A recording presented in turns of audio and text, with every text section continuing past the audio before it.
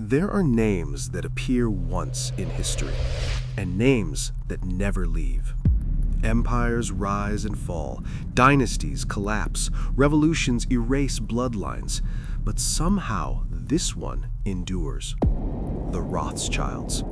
For over 200 years, their name has surfaced during wars, financial collapses, industrial revolutions, and geopolitical turning points.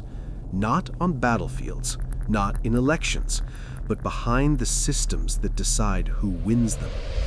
They have been blamed for everything from global recessions to world wars, praised for stabilizing governments when nations were collapsing, feared for their reach, mocked by conspiracy theorists, quietly respected by those who understand power. But here's the uncomfortable truth. Most people arguing about the Rothschilds don't actually understand what they did. This story is not about secret cabals. It's not about hidden symbols. It's not about shadow governments. It's about something far more unsettling.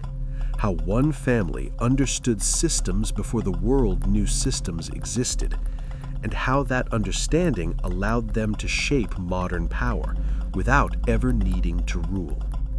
To understand that, we have to start in a place no empire ever begins: a cramped alley in a poor Jewish ghetto in 18th century Frankfurt. In the mid-1700s, Frankfurt was not a city of opportunity. Jews were confined to a single district called the Judengasse, locked behind gates at night, restricted by law, taxed heavily, and excluded from most professions. In one narrow house marked with a red shield lived Mayor Amschel Rothschild. He was not noble, he was not powerful, he was not wealthy, but he had something rarer: access to information. Mayer apprenticed under a coin dealer, learning how money really worked, not just currency, but trust, credit, and reputation. He studied old coins, rare artifacts, and the hidden value behind them. And then he did something deceptively simple. He positioned himself close to power. Mayer began trading coins and valuables for German aristocrats, eventually entering the orbit of Prince Wilhelm of Hesse, one of the wealthiest men in Europe. This relationship changed everything, because Mayer didn't just guard the prince's money. He learned how the prince used it, how wealth moved, how wars were financed, how rulers depended on liquidity more than armies. By the time Mayer had children, he understood something revolutionary. Money wasn't power. Money flow was, and he had 5 sons. Most families protect wealth by consolidating it. Mayer did the opposite. He split his empire. One son stayed in Frankfurt, one went to London, one to Paris, one to Vienna, one to Naples. Each son became a banker to their host nation's elite. This wasn't diversification, it was a communications network. At a time when information traveled by horse, the Rothschilds built a private courier system faster than any governments. They knew when wars began before kings did. They knew when battles were lost before newspapers printed it. They knew when currencies would collapse days or weeks in advance. This is where the Rothschild myth begins. During the Napoleonic Wars, Britain was desperate. Gold had to move across hostile territory. Banks failed. States defaulted. The Rothschilds didn't just move money, they made war financially possible. Nathan Rothschild in London became the British government's most critical financier, moving funds across Europe using a web of agents, smugglers, and credit instruments no one else could replicate.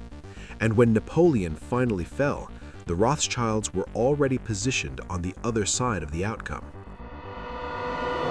The Battle of Waterloo didn't just end an empire, it changed finance forever. Legend claims Nathan Rothschild learned of Napoleon's defeat early and manipulated the London stock market. The reality is more subtle and more powerful. Nathan already knew what mattered, not the battle, but the reaction. Governments would need loans, reconstruction would require capital, currencies would realign. The Rothschilds didn't gamble on chaos, they stabilized it. They underwrote national debt, standardized government bonds, created trust in state borrowing. This is the birth of modern central banking logic. Governments no longer ruled alone, they depended on financiers who could guarantee liquidity, and no one did it better.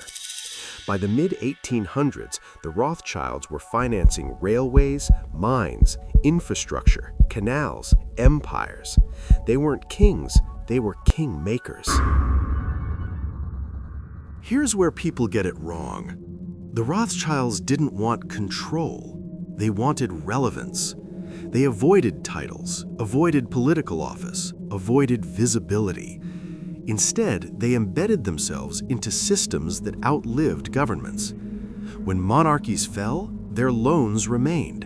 When borders changed, their contracts adapted. When regimes collapsed, their influence didn't. This made them targets. Anti-Semitic propaganda painted them as puppet masters. Caricatures spread across Europe. Their name became shorthand for invisible power. But power doesn't hide in shadows, it hides in infrastructure. By the late 19th century, Rothschild capital was baked into European rail networks, mining conglomerates, energy systems, and central banks. You couldn't remove them without collapsing what depended on them. The 20th century was brutal to old power. World War I destroyed monarchies. World War II targeted Jewish families directly. The Nazis seized Rothschild assets across Europe. Homes were confiscated, banks dismantled, art collections stolen. For a moment, it looked like the dynasty was finished, but here's the part rarely discussed. The Rothschilds had already evolved. They were no longer centralized, no longer dependent on Europe alone, no longer operating as one visible empire. They adapted again. Post-war Europe rebuilt. New financial systems emerged. America replaced old empires, and the Rothschilds quietly re-entered, not as rulers, not as dominant bankers, but as capital allocators. Private equity, asset management, energy investments, venture finance, wine, agriculture, metals, technology. The family fragmented into branches, some public, some private, some barely visible. Their names still carried weight, but their strategy had changed. Influence without exposure, capital without noise, power without narrative. So why does their name still trigger outrage? Because people sense something real, but can't articulate it. The Rothschilds represent a truth most societies avoid, that real power doesn't sit in offices, it flows through systems. They didn't invent corruption. They didn't control the world. They didn't run secret governments. They simply understood leverage earlier than anyone else. And once you understand leverage, you don't need authority. The Rothschild story isn't about domination. It's about adaptation. From ghettos to governments, from coins to central banking, from visibility to invisibility. They survived kings, outlasted empires, endured wars designed to erase them. Not because they ruled, but because they understood how power actually works.